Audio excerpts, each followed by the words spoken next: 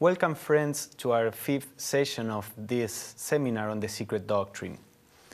Today we are going to explore the second fundamental proposition that Madame Blavatsky writes or proposes in the proem of the Secret Doctrine.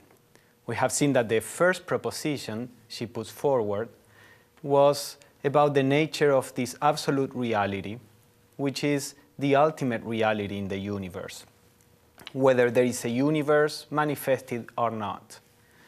And implied in this particular proposition is the idea that the universe can be in two states, either with planets and galaxies or with no form, no organization in particular.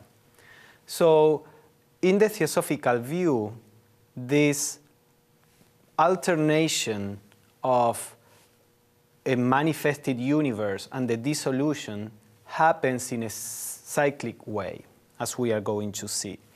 So actually the second fundamental proposition talks about this law of cycles which pervades the whole universe. Let us see how Madame Blavatsky puts it. She says, further, the Secret Doctrine affirms the eternity of the universe in toto, that is, as a totality. The universe as a totality is eternal, as a boundless plane.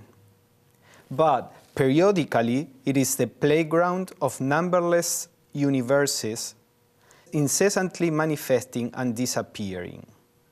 So the idea is that the universe as a totality is eternal, but within that boundless field, innumerable universes appear and disappear. And they do it in a cyclic way. As she says, the appearance and disappearance of worlds is like a regular tidal ebb of flux and reflux. This second assertion of the Secret Doctrine is the absolute universality of the law of periodicity, of flux and reflux, ebb and flow, which physical science has observed and recorded in all departments of nature. An alternation such as that of day and night, life and death, sleeping and waking, is a fact so common, so perfectly universal and without exception, that it is easy to comprehend that in this we see one of the absolutely fundamental laws of the universe. So this is the second proposition, the absolute universality of the law of periodicity or the law of cycles. So the more comprehensive cycle that we can talk of is this cycle of appearance of a universe and dissolution of that universe. So in this regard, the Theosophical theory of the universe is similar to the current theory, the current cyclic model in science. There is, the idea of the Big Bang, that the Big Bang studied the universe.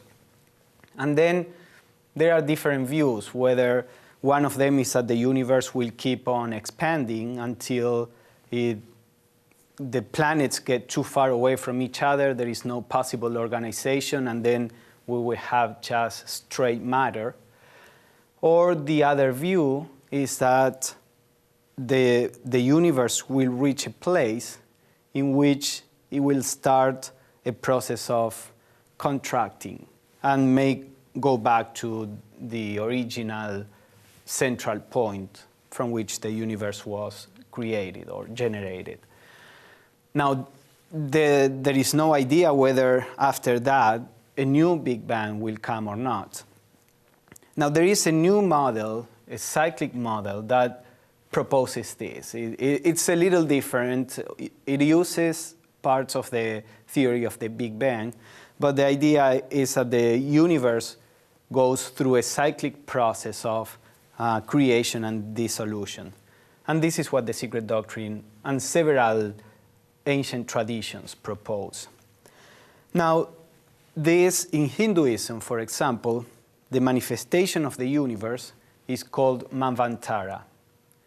And the dissolution of the universe is called Pralaya. We talked a little about this when referring to the Great Breath. Remember, the Great Breath is one of the aspects of the absolute abstract motion, and refers to this cyclic process of like a breathing, the deity breathing out the universe, breathing in the universe, and out and in a cyclic way. Now, cycles apply, according to the Theosophical view, to all different levels in the universe, not only to the manifestation and dissolution of the universe.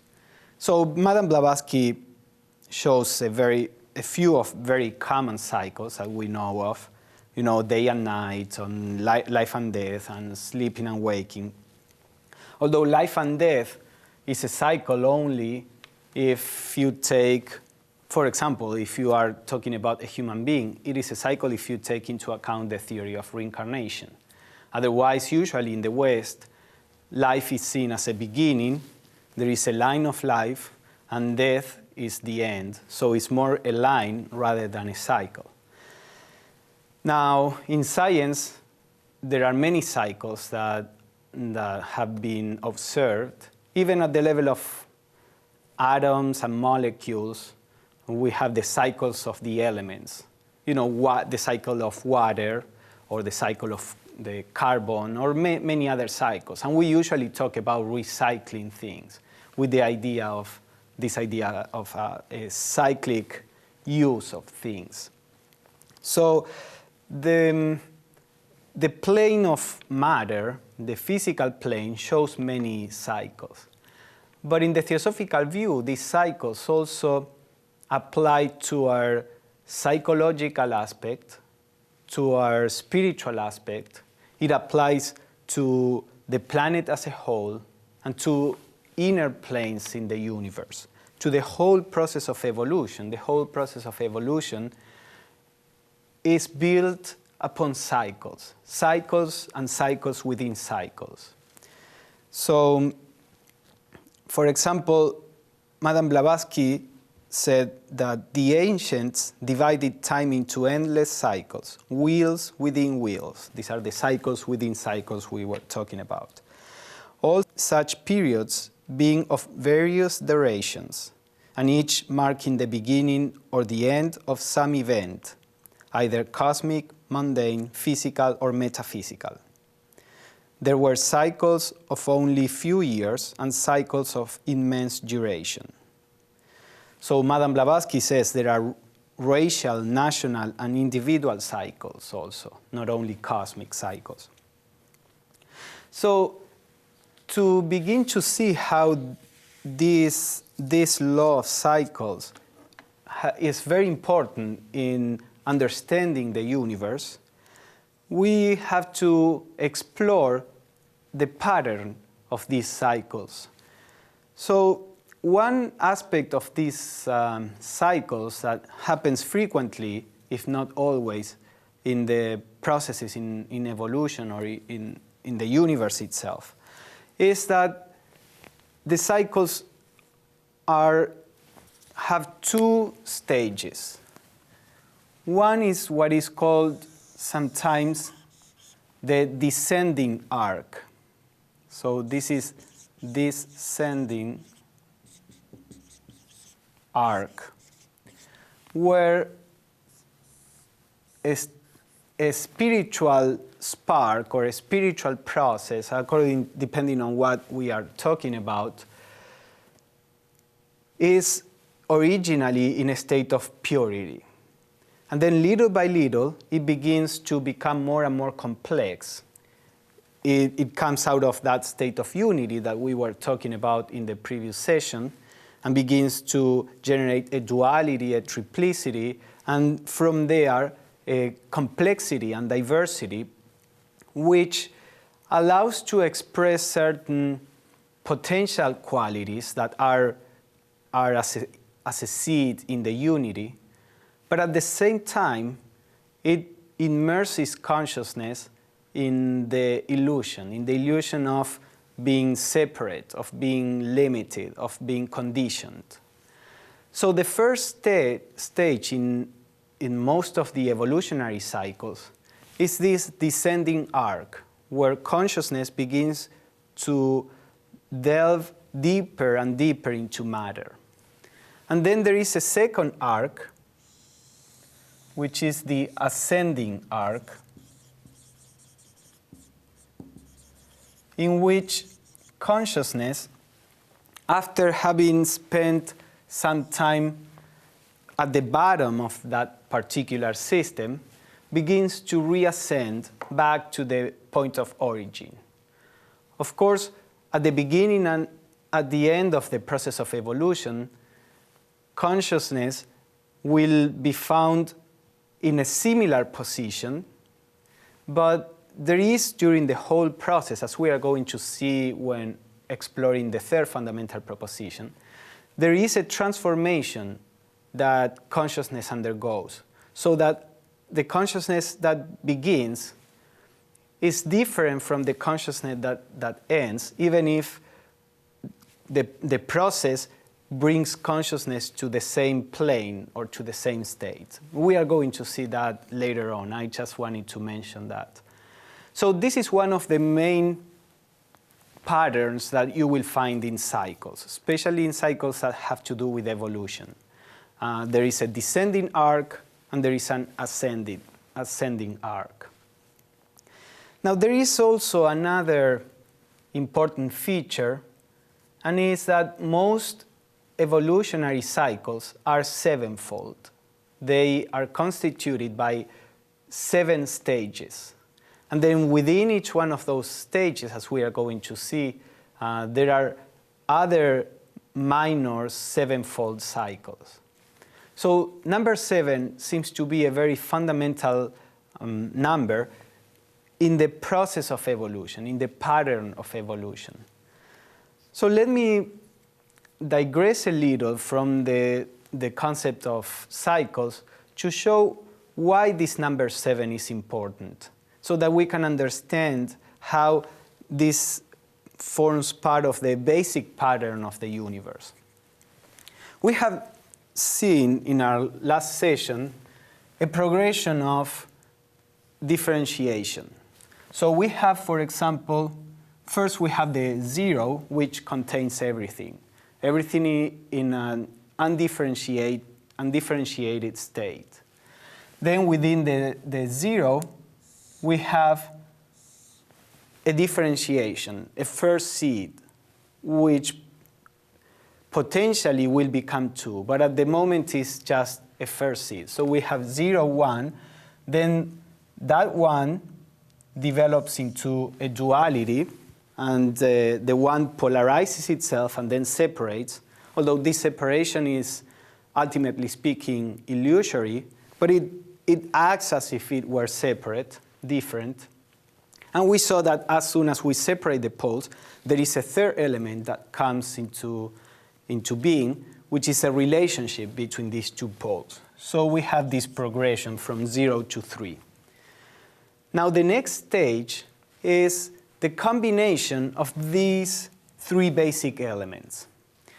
We have seen that at the cosmic level, these 3 elements could be said to be the cosmic energy, Fohat, then the cosmic ideation, which was the logos or the universal mind, and then we have the cosmic substance, which is matter. It's the matter that or the origin, the root of matter. These 3 elements are the basis for the universe that is going to be generated. Now, if we see in how many basic combinations we can arrange these 3 elements, we will discover that they can be arranged in 7 combinations. For example, let's suppose we have the highest differentiation is a state where the ideation is predominant, then comes the energy, and then comes the substance. Then you can have a little grosser or denser plane emanated from this trinity, in which the energy is predominant, then you have the ideation, and then you have the substance. Then in the process of emanations, another combination would be one in which, or let me do so that it looks more systematic. We can have the second plane in which we have the ideation, the substance, and the energy. You know, the substance in this case is more predominant than the energy, although ideation is the most predominant aspect.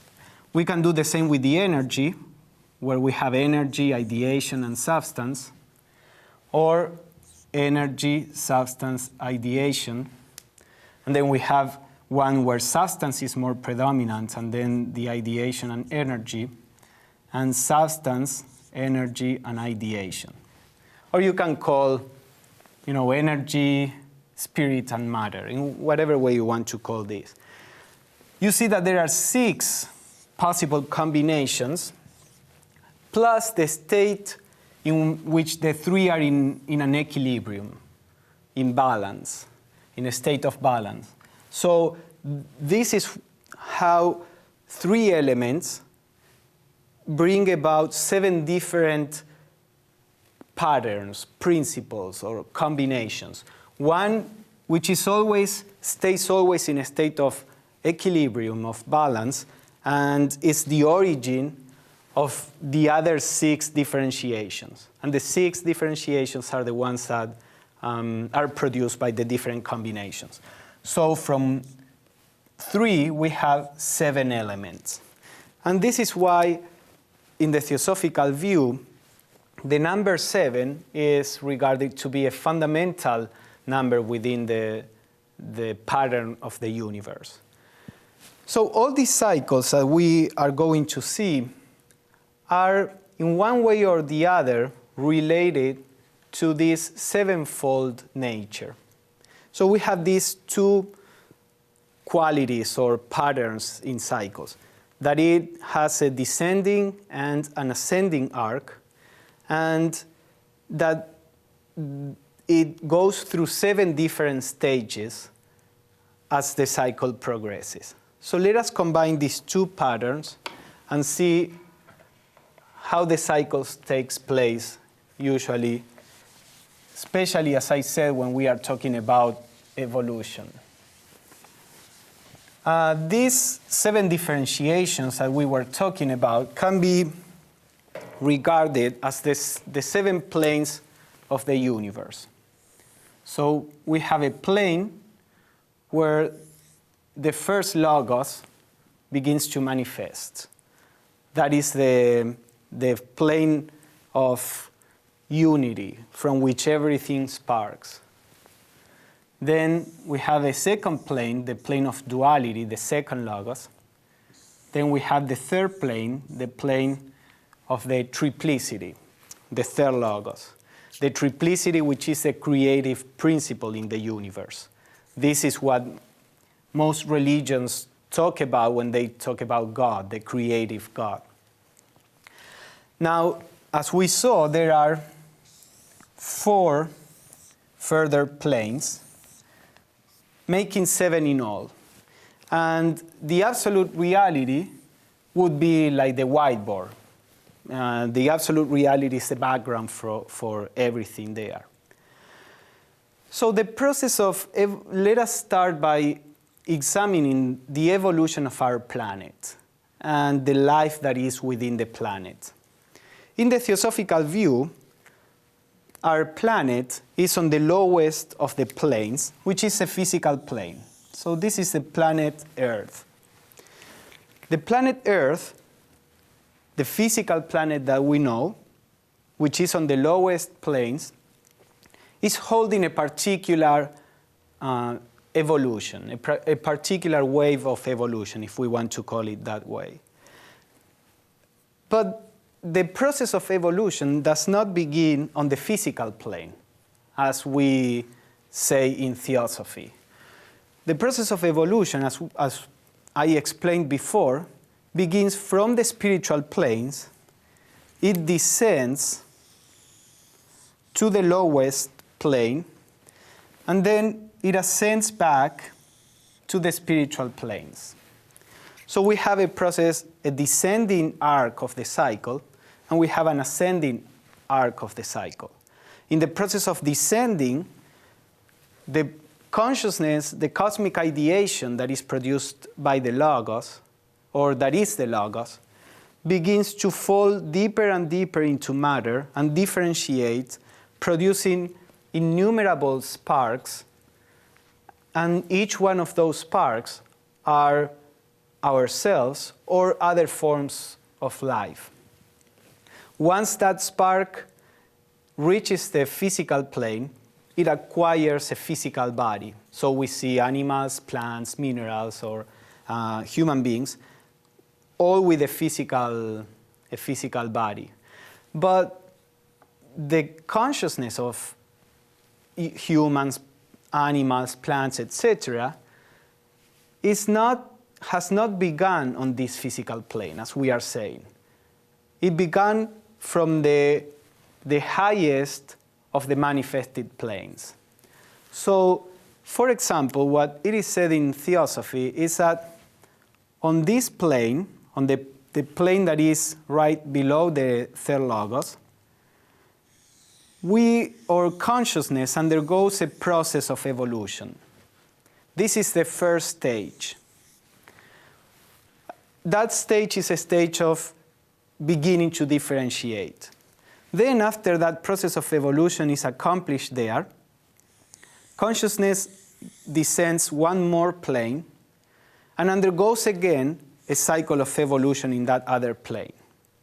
Then goes down another plane where there is another cycle of evolution, and finally it comes to the physical plane where the Earth evolution begins. Now, this is not the end of the evolution. This is actually the central point in evolution, and at the same time the lowest point in evolution. Because after the evolution on this Earth finishes, we will have a process of ascending back to the highest planes. So we will have a cycle of evolution on the next higher plane. After this is accomplished, there will be another cycle of evolution on a higher plane, and finally another cycle of evolution on a yet higher plane. So if you see here, you can see that there is a pattern of 3, 1, and 3. Because there are 2 stages on each one of the planes, except for the last one, for the bottom of the cycle. The bottom of the cycle is a single cycle of evolution, or sub-cycle if you want to call it, in which all adjustments are produced. So the descending arc is one of becoming more material. The ascending arc is one of becoming more spiritual. The middle point is the one where spirit and matter are at war, are in conflict. It is the one where the motion that was coming towards becoming more material now has to switch, to turn into becoming more spiritual. And that change in motion produces conflict, because we have all the past pushing in a direction, and now a different force has to be applied to stop that particular motion and to reverse it. So usually in this model, the fourth cycle of evolution is the one that is more problematic, the one where we find conflict, when we find clashes. So this is the general diagram of the cycle of evolution on Earth. Now again, as we said, there are different subcycles within each one of these major cycles. These 7 cycles are called in Theosophy, each one of them are called globes. So there are 7 globes in this particular process of evolution. These 7 globes are called a chain of globes. No, it forms like a chain.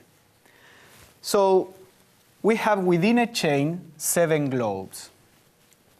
Now, when we say that consciousness evolves on the first globe, let us call it, many times you will find them called by letters, A, B, C, D, E, F, and G. So when consciousness begins to evolve on the first globe, globe A, it doesn't evolve just at once. There are 7 subcycles within that particular globe. So each globe has 7 periods of evolution. Let's call them periods.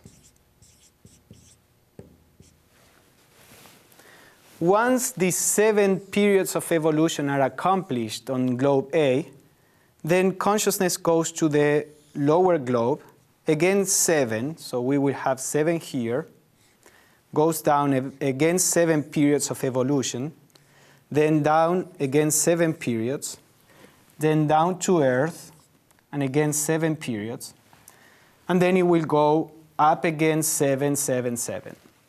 So you have 49 periods of evolution there.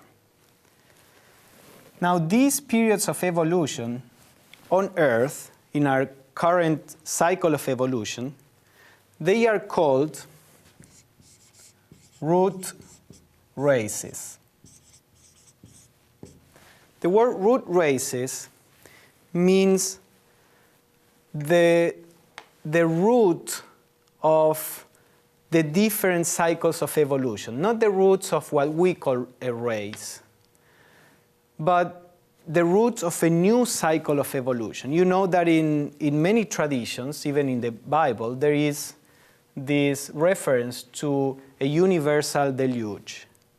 So the idea is that there was a particular creation with people and animals and plants, and then there is a universal deluge, after which the culture and life has to start over. So we have Noah, for example, that was told that there was going to be this deluge, and he was asked to save some representatives of the different forms of life so that the new cycle can be started again. The idea in Theosophy is that there were on Earth, this civilization is the 5th civilization that has been on Earth. The previous civilization is what is commonly known as Atlantis. So before our particular civilization, there was, according to Theosophy, a previous one, which we know only of the last pieces of that civilization, which is what we call Atlantis, but it was a civilization that was all around the globe. And then there is, in the Theosophical view, these cyclic changes of continents. So the continents that this previous civilization was occupying, they sunk into the ocean and new continents appeared, which are the ones that we are inhabiting right now. Now, according to Theosophy, as I said, this is the 5th civilization. Before, the Atlantis was the 4th civilization. Before that, there was a 3rd one also, and 2 early ones, but these other 2 civilizations were not really physical. The first 2 civilizations were the beginnings of consciousness creating forms on the physical plane. First, on the subtle aspect of the physical plane, that sometimes is called etheric or astral in Madame Blavatsky's language. And then, little by little, humanity and the animals and everything else become physical. So the first civilization that was physical was the third one. At the middle, it is said that at the middle of that period of evolution, that root race, as it is called, it became physical, more concrete. And then there was this fourth civilization, the Atlantis, and then the current one, that is the fifth root race. Therefore, there will be two more civilizations on Earth before the evolution on Earth is over. So we have these 7 periods of evolution that, when referring to humanity on the planet Earth, we call root races. And these 7 periods have to be accomplished. Now, let me introduce a little more complexity in this, because we are talking as if there were only one rotation around the 7 globes.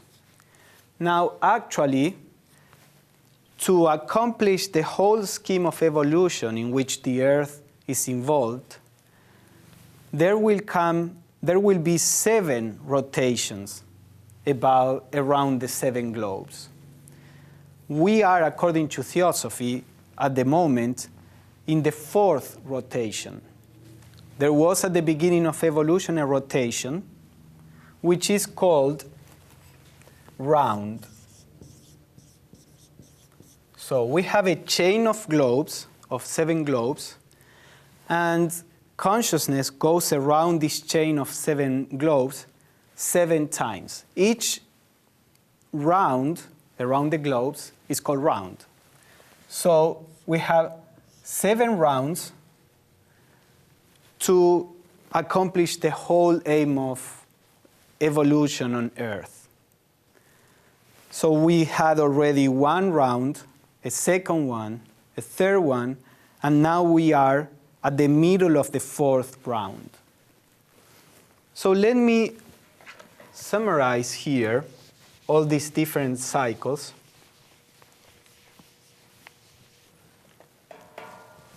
So we have 7 root races or periods to accomplish the evolution in 1 globe.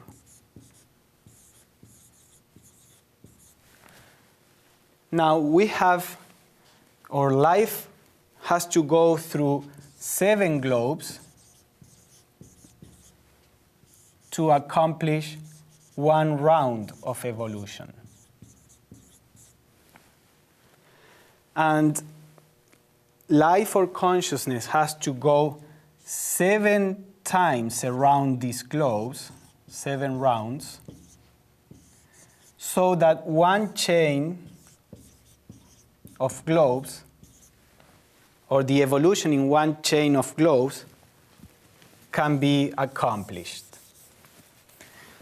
And of course, if you guess, there are 7 chains of evolution in the whole solar system, but we are not going to get into that particular cycle. 1 chain, the Earth will be there for 7 rounds. This is called the Earth chain. After the 7th round, then the Earth will be dissolved. In Theosophy, it is said that the Moon was originally a planet. The Moon went through its 7 rounds, and it is in a process of decay. It is in a process of dissolution.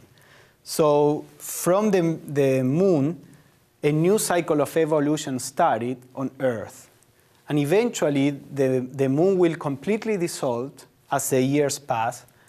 And we are talking, of course, about a large amount of a number of years. And we are going to see about in a little bit about the duration of these cycles. But the idea is that at a certain point, the Moon will be completely gone. And when the Earth accomplishes its 7th round, it will also begin to die away, to dissolve. So at the moment, in the Theosophical view, we are on our 4th round, the 4th round around these 7 globes. We are on the 4th globe, which is the Earth, the globe D. So within the rounds, we are on the 4th globe.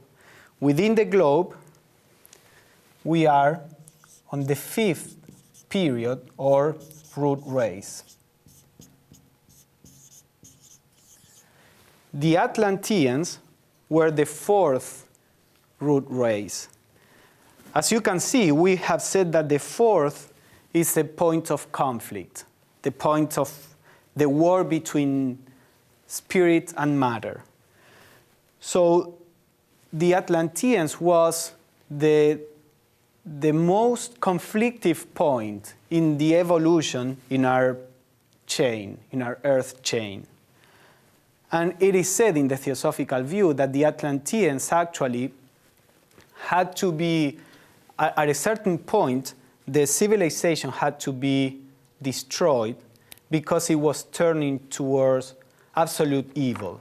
The conflict was too strong, and spirit or consciousness was not strong enough to be able to overcome matter.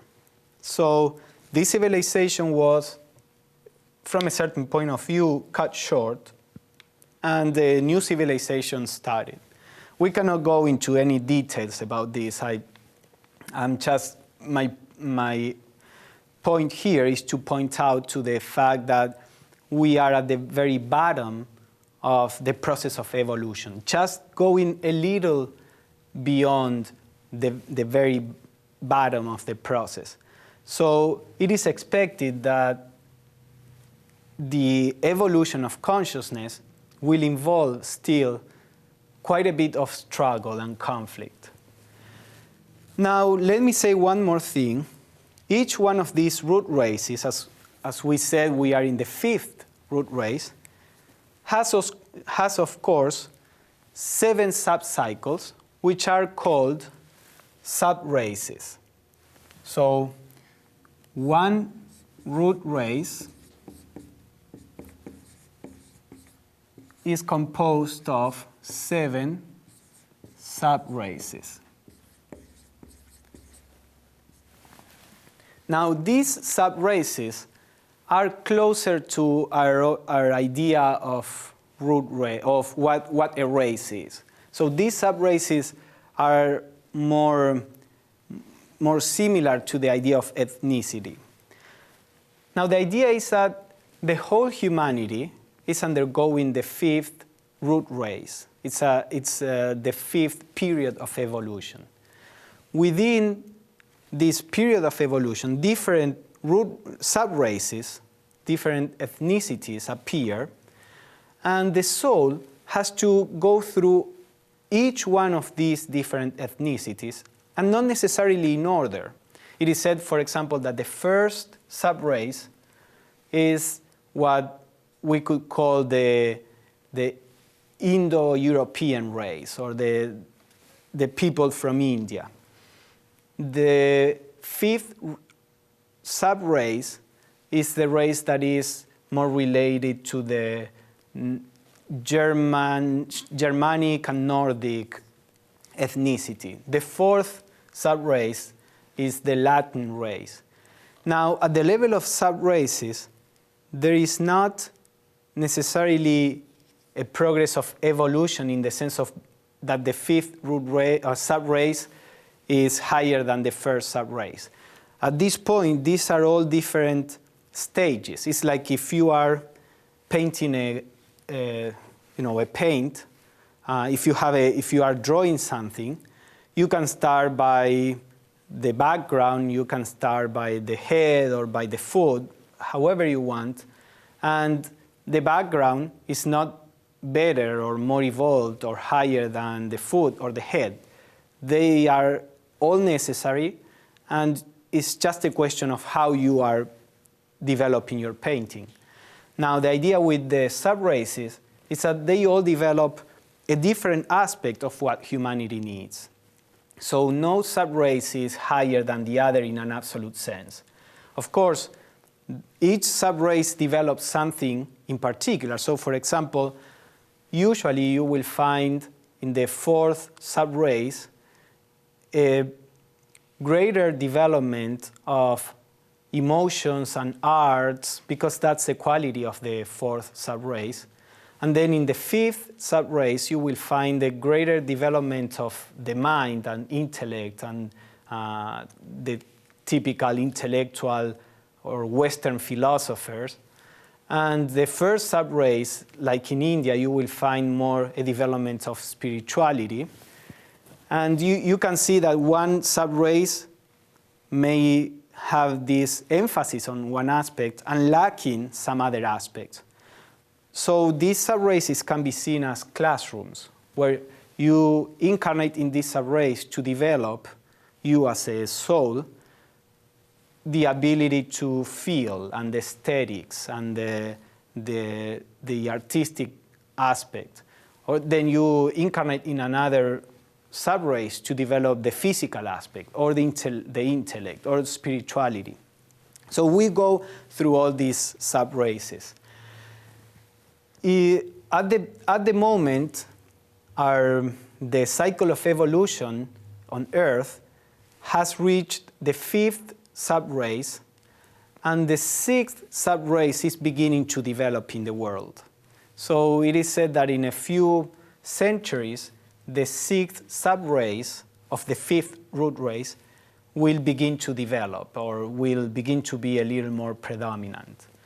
So we are at this moment, if we go to this particular list, we are in the fifth subrace. And as I said, there are traces of the sixth subrace that are being generated. So as you can see, the law of cycles is really fundamental in how evolution proceeds. And let me show you some of the duration. Of course, we are talking about cosmic scales of time. So the duration of each one of these cycles is really long. And even though we don't know if I'm going to share with you some numbers that Blavatsky showed. And she says numbers are usually kept in secret because they bring the key to manipulate nature. And until humanity is unselfish, to give these keys is dangerous, and it would be a curse for humanity. So numbers are only approximate. They are really secrets. But we can see what numbers she gave to have a general idea about what scope of time we are talking about.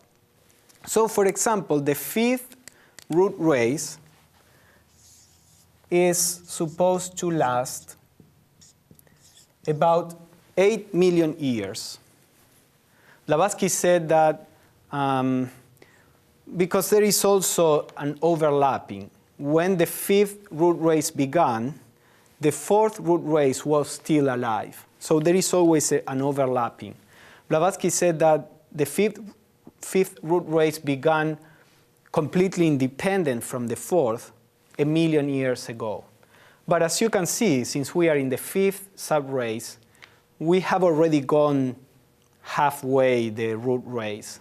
Although not each subrace does not long exactly the same. You know, it's not that you have to divide the whole into 7, because with each subrace has a different duration.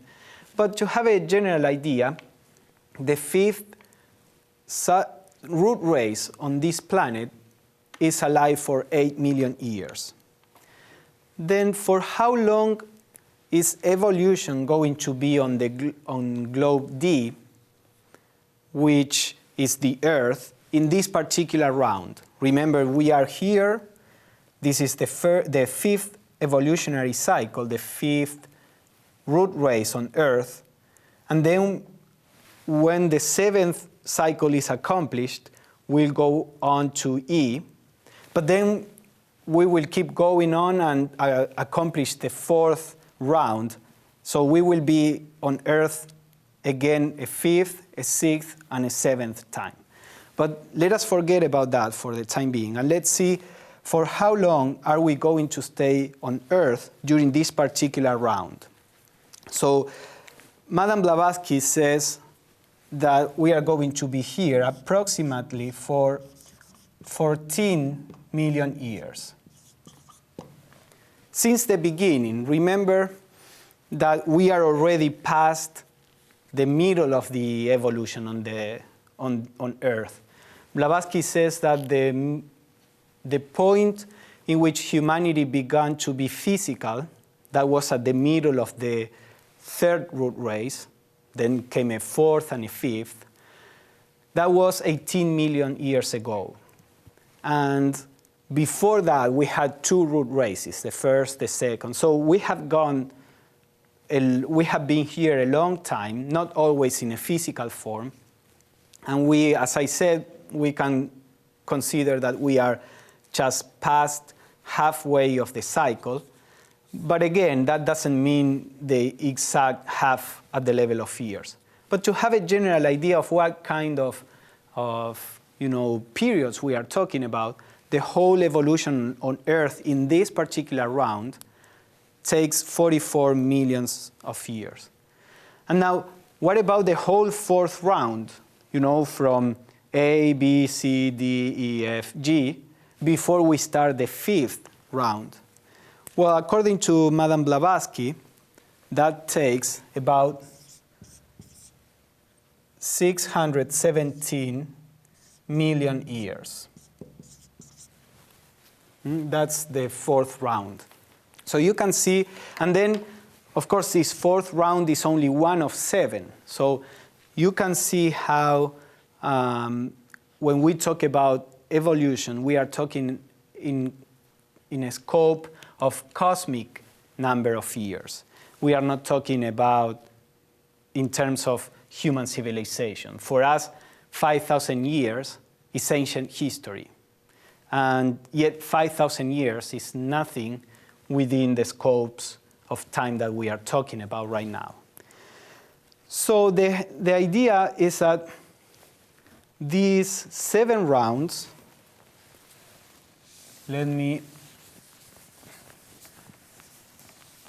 how long will it take to accomplish the whole chain, the 7 rounds around these 7 globes?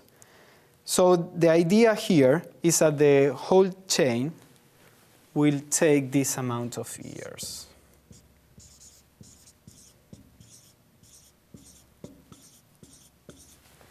This is how long in years it's going to take for the evolution to go around 7 times.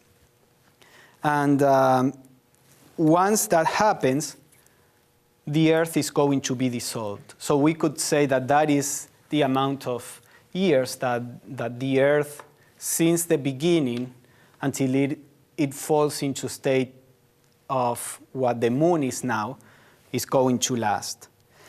And that is really just a small portion of the amount of years that the whole universe lasts. Because the idea of the whole universe is that this amount of years is called, in Hinduism, a kalpa. And Blavatsky says that the numbers in Hinduism are very similar to the occult chronology. So she used many times the Hindu chronology to refer to all this. So the whole chain takes place during what in Hinduism they call a kalpa, or they also call it one day of Brahma. Brahma being like the creative logos, the creative deity. So the whole chain takes place in one day. And it is said that after the whole chain is accomplished, Brahma goes to sleep for the same amount of years.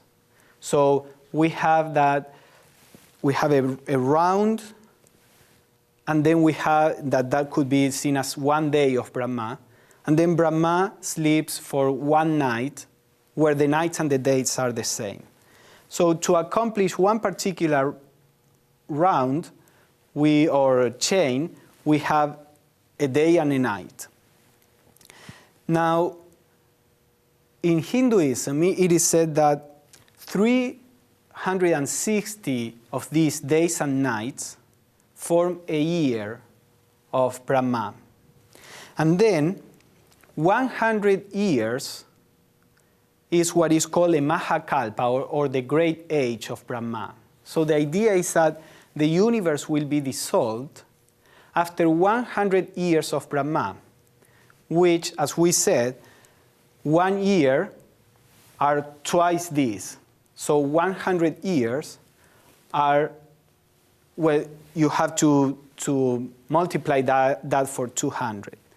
And she says that the number of years that the whole universe, the Mahakalpas, it is called, lasts, is approximately,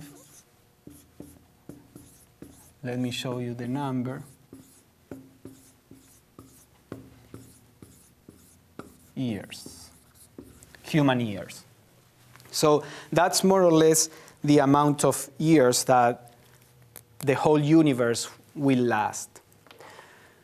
So this is more or less to show you what the scope of time we are talking about, and when we are impatient that we cannot change as fast as we would like to, we have to realize that one life is a very small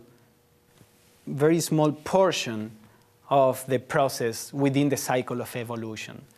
And that the fact that these cycles are so long means that changing needs a lot of time. Of course, if a person, or when a person begins to try to tread the spiritual path and to use his or her willpower and direction to become more spiritual, all these years can be shortened by a lot. It is said that there were, we don't know, but that there are some human beings which are right now on Earth, and they are as evolved as people are going to be in the next round. So they have gone ahead of normal humanity probably for about 40 million years. And it is said in the Theosophical literature that the Buddha is already, or his evolution is what most humanity will be on the 6th round. So you can see that by consciously trying to grow spiritually, these periods can be shortened in a very significant way. But for most humanity, for nature, which goes gradually, and if the human being just is being dragged by nature, this is the amount of years that the evolution will take. So there are also, as Madame Blavatsky said, minor cycles. There are national cycles, countries or empires. They begin, they develop to the apex of their development, and then they fall.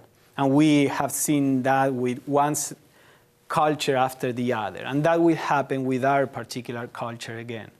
And there are cycles which affect the Earth in 1 year. There is a yearly cycle. Madame Blavatsky says, actually from the time of Christmas, that is usually, celebrated, until the time of Easter, using the Christian chronology, it's a period where the life of the Earth is very vital. It's where the cycle of the year begins. And then after Easter begins on earth the accomplishment or the work of all that vitality that was being generated. And by the end of the year, then there is this waning of the vitality of the earth to be reborn in the next yearly cycle. So there are all kinds of cycles. And in our next session, we are going to see how these cycles affect us psychologically, and we will try to apply this concept to our daily life. But this is more or less what Madame Blavatsky suggests in the second fundamental proposition, and she says, keeping in mind the universality of this law of periodicity or law of cycles, will give us a key to understand ourselves and understand the universe and the processes of growth within it.